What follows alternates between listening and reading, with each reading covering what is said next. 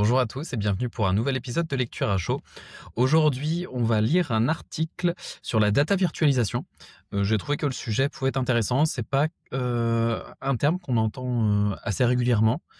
Euh, et donc, on va le lire ensemble aujourd'hui. L'article est assez rapide, il est en français, ce qui me permettra d'être aussi plus rapide. Donc cet article, dont le titre c'est Data Virtualisation, partagez vos données sur votre marketplace en toute sécurité sans les déplacer. Apparemment l'intervieweuse c'est Pauline Planck et l'interviewée c'est Coralie Loac. Pardon, Loéac, qui est Lead Product Manager chez Open Datasoft. Et Open Datasoft, c'est le site sur lequel on est et on lit l'article là. Donc à prendre en compte, j'imagine, pour le suite. La suite pardon, de l'article, j'imagine que c'est clairement pour mettre en avant les outils. Ce qui n'empêche pas que ça peut être intéressant. La data virtualisation est un mécanisme qui transforme la façon dont les organisations partagent et exploitent leurs données. Donc j'imagine que après, en quelques mots, comment définirais-tu data? Donc ça, on va l'expliquer après, ce que c'est la data virtualisation, pour ceux qui connaissent pas encore. Elle permet d'explorer et d'exploiter des données provenant de sources externes de manière sécurisée, sans avoir besoin de les dupliquer. Clairement, pour moi, c'est le mot et l'avantage clé de la data virtualisation. Mais je pense qu'on va aller peut-être un peu plus loin dans cette interview. Donc Coralie Loéac, Lead Product Manager chez Open Datasoft, nous explique dans cet article comment les possibilités de virtualisation des données au sein d'une data marketplace ouvrent de nouvelles perspectives pour le partage de données et la création de valeur au sein des organisations. Ok, donc là c'est au format interview. Donc bonjour Coralie, en quelques mots, comment définirais-tu la data virtualisation et le rôle qu'elle joue dans une data marketplace? Donc Coralie répond, la data virtualisation consiste à rendre accessible et explorable au sein d'une data marketplace. Ok, peut-être qu'on pourrait aller voir aussi ce qui se cache derrière une data marketplace. Est-ce que c'est vraiment data marketplace interne, dans le sens où les utilisateurs vont aller choisir un petit peu les données dont ils ont besoin, ou est-ce que c'est à des destinations d'un public plus large? Je dirais que c'est quelque chose qui restera en interne comme une data exposition. Peut-être que je me trompe, on pourra peut-être aller le voir juste après. Hop, on va le voir. Des données qui restent stockées dans leur système d'origine sans avoir à les dupliquer ni à les déplacer. Je compléterai après son paragraphe. Elle garantit aux administrateurs d'une data marketplace la sécurité et l'authenticité des données, tout en permettant aux utilisateurs métiers, donc c'est en interne, souvent moins techniques ou peu familiers avec des outils tels que les data lakes ou les data warehouses, de les explorer facilement grâce à une interface intuitive conçue pour eux. Bon, on va pas aller sur la data marketplace. Clairement, c'est ça. C'est un endroit où on met à disposition des données et les utilisateurs viennent les consommer. Peut-être, je sais pas si pour vous c'est clair cette explication-là, mais la data virtualisation, ce que j'ai en tête, en tout cas ce que je connais là-dessus, peut-être que je me trompe, mais pour moi, si on devait faire la corrélation avec ce qui existe déjà, par exemple sur BigQuery, Snowflake, etc., je dirais qu'il y a effectivement des données sources, par exemple des bases opérationnelles, une base Postgre qui va lister peut-être tous les nouveaux achats clients, quelque chose comme ça. Et après, il y a une data virtualisation qui pourrait être imagée comme une vue qui est directement branchée sur cette base opérationnelle. C'est comme ça que je l'ai en tête. Et cette vue apporterait peut-être soit un select étoile de toute la base, soit une sélection de la base pour dire qu'on veut un an glissant, par exemple, ou on veut dédupliquer dedans, parce que peut-être qu'il y a des doublons, et il faudrait les retirer. On pourrait donc créer une vue qui serait une vue raw, ou staging, ou un minimum traité. Et après, on pourra avoir une autre vue qui est branchée sur cette vue-là, dans laquelle on peut faire des agrégations, peut-être d'autres choses comme ça. Et on aura plusieurs couches empilées pour retrouver un peu ce qu'on peut faire en ce moment avec le bronze, silver, gold, par exemple. Mais ça serait que sur des vues. Ça veut dire que la vue gold est basée sur la silver, qui est basée sur la bronze, qui est basée sur le système opérationnel. Moi, c'est comme ça que j'ai en tête la data virtualisation. Et en effet, peut-être qu'on explorera un petit peu plus loin après, ça permet de ne pas déplacer les données. Toutes les données sont au même endroit, elles restent dans la source, et c'est bien la source qui est la source de vérité et qui est responsable de la donnée. Ce qui a quand même beaucoup d'avantages. Les désavantages, on y retournera peut-être après, mais pour moi, c'est clairement qu'on va faire supporter à la base opérationnelle des requêtes, des manipulations pour lesquelles elle n'était pas prévue initialement. Peut-être que je me trompe, peut-être qu'Open Datasoft a une solution qui fait que on va pas impacter la base opérationnelle, j'imagine. Mais on va voir un petit peu plus loin. N'hésitez pas à compléter en commentaire si vous avez une autre vision de la data virtualisation, parce que là, je vous donne juste que moi j'ai en tête, et puis on va apprendre peut-être ensemble d'autres choses dessus. Qu'est-ce qui vous a amené à développer ce nouveau mécanisme de partage de données dans la plateforme? Alors Coralie, beaucoup de nos clients hésitaient à importer certaines données sur leur data marketplace, notamment lorsqu'elles provenaient d'autres services qui souhaitaient en garder le contrôle. Donc la donnée source et le statut de source unique de vérité. Ok, c'est ce que je disais juste avant, car cela impliquait de les dupliquer. Effectivement. La data virtualisation supprime cette contrainte en laissant les données à leur emplacement d'origine tout en les rendant accessibles via la marketplace. Elle assure fiabilité, cohérence, sécurité, tout en facilitant leur exploitation par tous. La partie fiabilité, cohérence, ça c'est le fait que ça reste vraiment la source. La partie sécurité, à voir ce qu'il y a derrière la partie sécurité, parce que c'est pas juste parce qu'il y a une vue sur le système source qu'il y a de la sécurité. Je pense que ça doit être une plus-value aussi de Open Datasoft. Faut-il virtualiser toutes ces données dans une data marketplace? Coralie, pas forcément. La plupart de nos clients optent pour un modèle hybride sur leur data marketplace, combinant données virtualisées, données dupliquées, préparées pour être plus intelligibles grâce au processeur de la plateforme. Donc là, je dirais que c'est plus en mode ETL classique, ou OLT, n'importe. Et donc des vrais traitements dessus. Je pense que c'est ce qu'elle veut dire. Ou métadonnées uniquement. Ok. Notre objectif consiste à leur offrir toutes les options possibles pour exposer un maximum de données. Ensuite, c'est à eux de décider ce qui convient le mieux en fonction de leur patrimoine de données qu'ils connaissent mieux que personne. Ok. Ok, je n'ai pas grand-chose à rajouter. Le format hybride, il y a une partie qui est virtualisée, une partie qui est sous format classique, et une partie où ça serait juste des métadonnées qui remontent. Ok. Ça peut. Ok.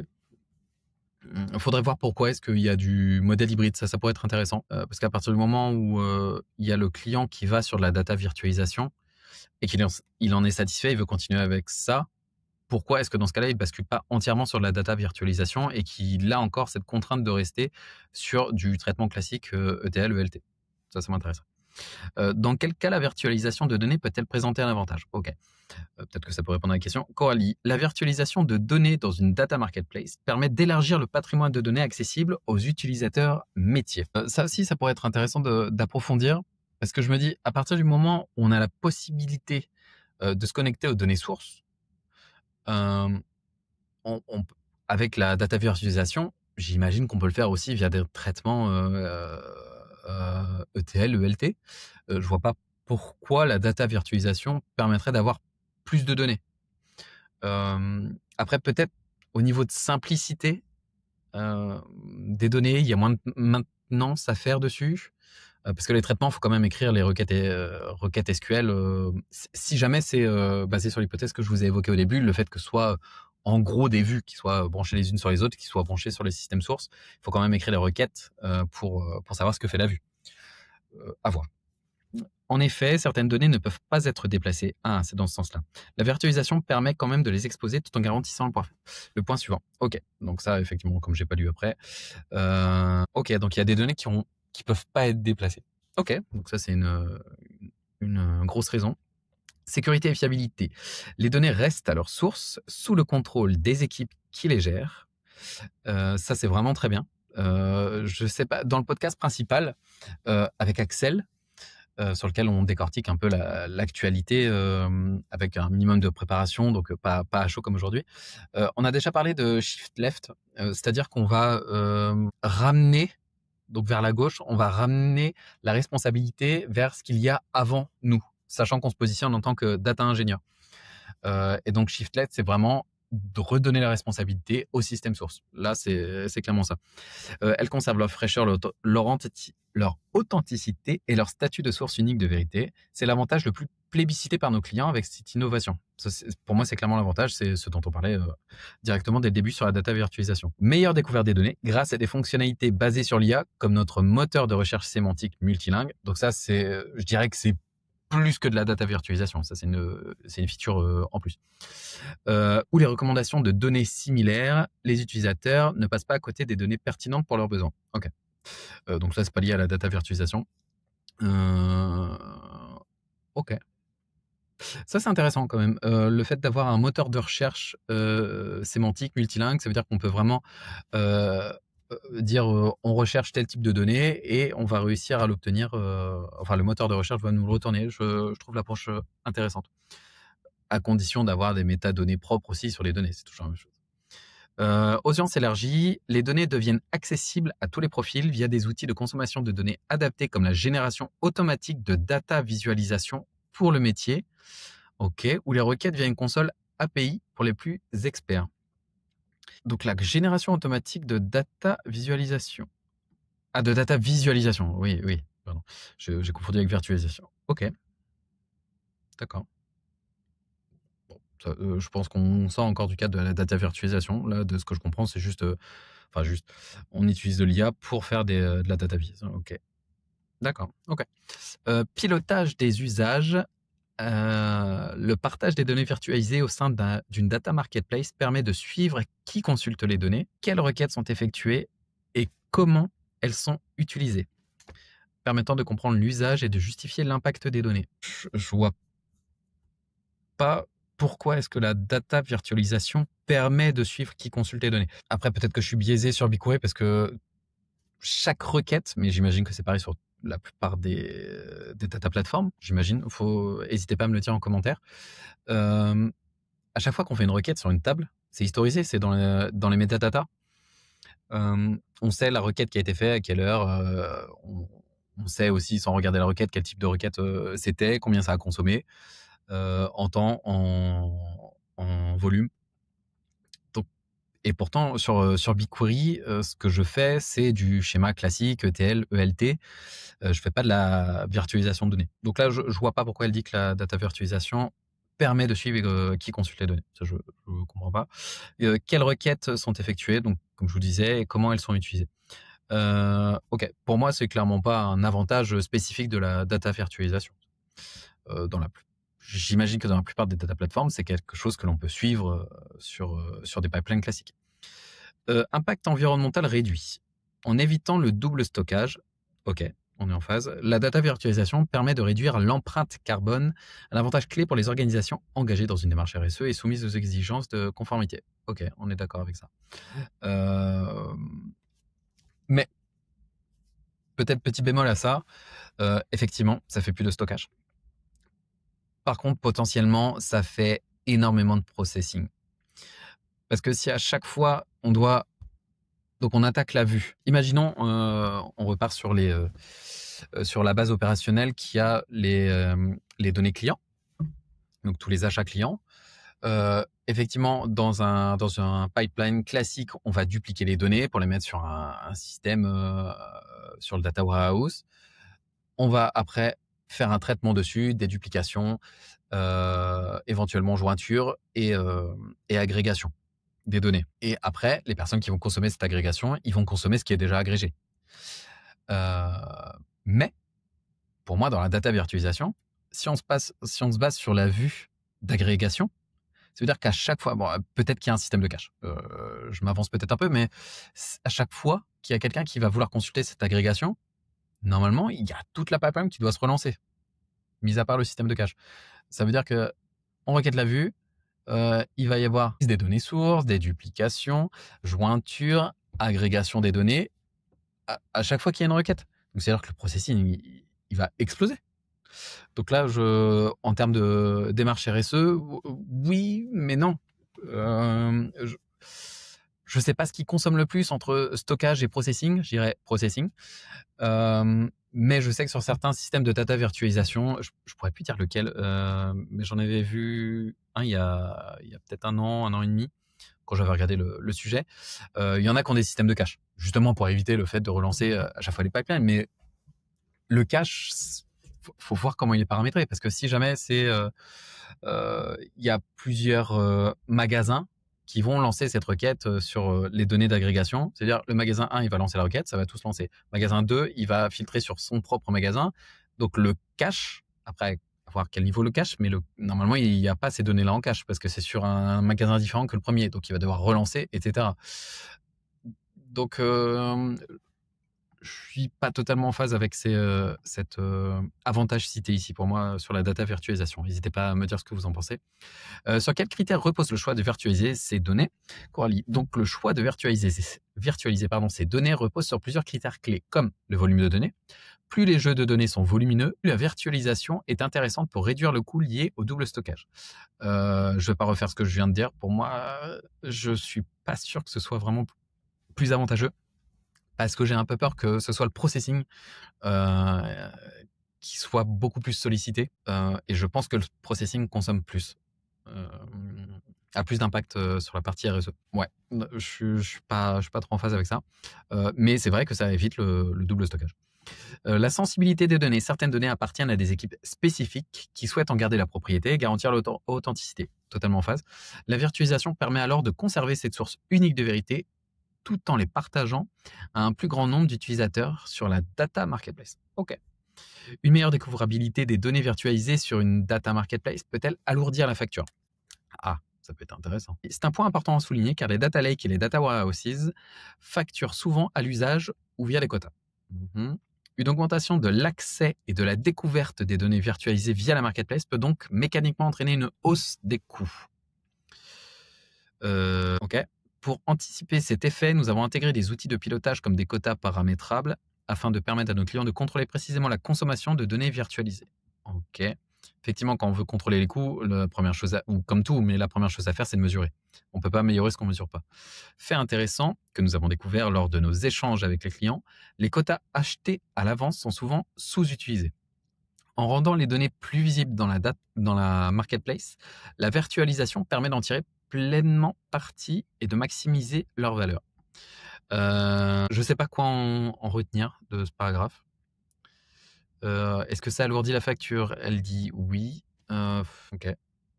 Sur les sur les data lake, data warehouse. Ouais, je vois.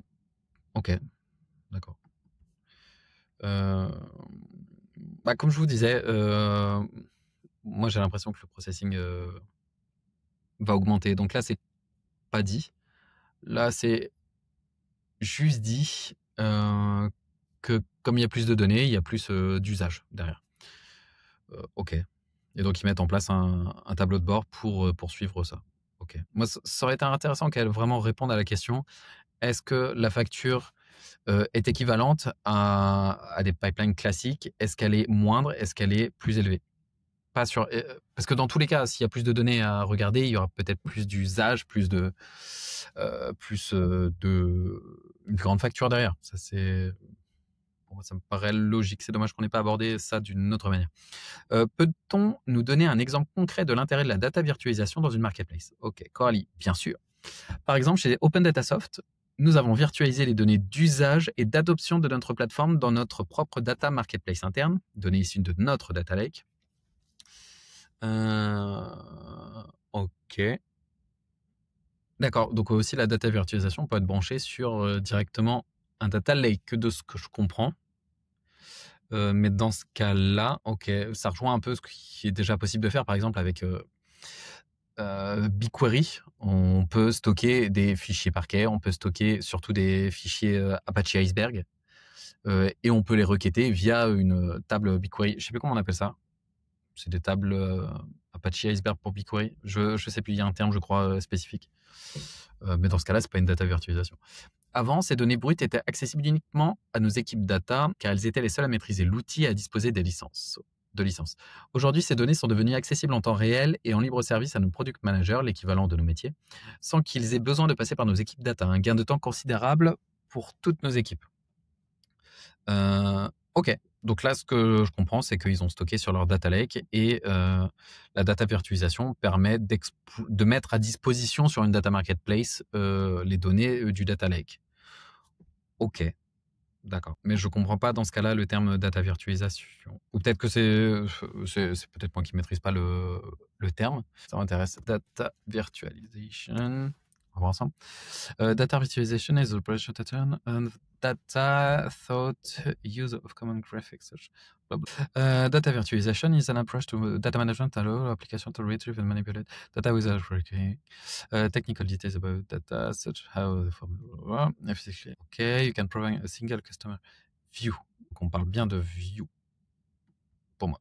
Unlike the traditional process, data remain in place and real-time access is given to the source system. Ouais, c'est ce qu'on dit depuis le début. Les données restent bien à leur place. Ok, c'est bien ce que j'ai en tête. Ok, c'est bien ce que j'ai en tête. Ça marche. Donc, je pensais pas qu'ils appelaient ça data virtualisation, le fait qu'ils exploitent les données à partir du data lake. Je pensais que c'était directement branché sur un système opérationnel ou un autre système analytique, mais je le voyais pas comme ça. Mais il y a des systèmes opérationnels qui écrivent sur des stockages objets. À quelles évolutions peut-on s'attendre prochainement? Plus de connecteurs, plus d'innovations fondées sur l'IA. Coralie, sur le plan de la connectivité, Open Data Soft s'est déjà virtualisé les données issues des principaux data lakes et data warehouse du marché comme Snowflake, Databricks, Azure et Denodo. Ah, donc effectivement, là c'est plutôt moi qui n'était pas en phase avec la vision présentée par Open Data Soft de la data virtualisation. Moi, je pensais que c'était sur les systèmes opérationnels. Là, ils disent bien que la data virtualisation, c'est déjà sur des systèmes, des bases analytiques. Finalement, Snowflake, Databricks, Azure. Denodo, je connais pas. J'ai peut-être déjà entendu, mais là, je me rappelle plus trop. Non, c'est pas sur de la data virtualisation aussi, Denodo. Sur des données. Ouais, virtualisation des données, ça me disait quelque chose. C'est peut-être là où j'avais vu qu'ils parlaient de ça. Et eux, je croyais qu'ils étaient branchés sur des systèmes opérationnels. Ils disent physique, data warehouse, base de données transactionnelles. Donc pour moi, c'est de la base opérationnelle. Mais donc là, Open Data Soft se branche directement sur des data lakes et data warehouse. D'accord. Et donc on peut requêter via la data marketplace directement dessus. Ok, ça marche. Notre priorité est désormais de renforcer l'apport de l'IA agentique dans un data marketplace avec le lancement récent de notre serveur MCP.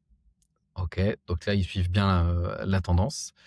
Mais le MCP, je trouve qu'au-delà de la mode, c'est quand même un moyen d'utiliser l'IA d'une autre manière.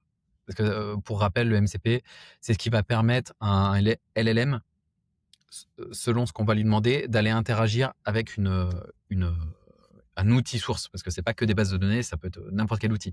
C'est-à-dire, imaginons qu'il y a un serveur MCP qui fait le lien entre Notion et un LLM. On demande à un LLM, crée-moi une nouvelle base de données sur Notion, et dont les 3 premières pages, c'est tel sujet, tel sujet, tel sujet. On donne ça au LLM. Il va aller se brancher directement sur les MCP, et le MCP va lui donner les outils pour qu'il fasse ça dans Notion. Tous les outils qu'il faut. Et il va faire ça automatiquement. Donc ça, c'est génial. Et là, pareil avec de la base de données. Cette avancée ouvre de nouvelles perspectives d'usage et de création de valeur pour nos clients et constitue une étape clé dans l'évolution de notre plateforme, toujours animée par la même mission, rendre les données accessibles et utiles à tous. Ok.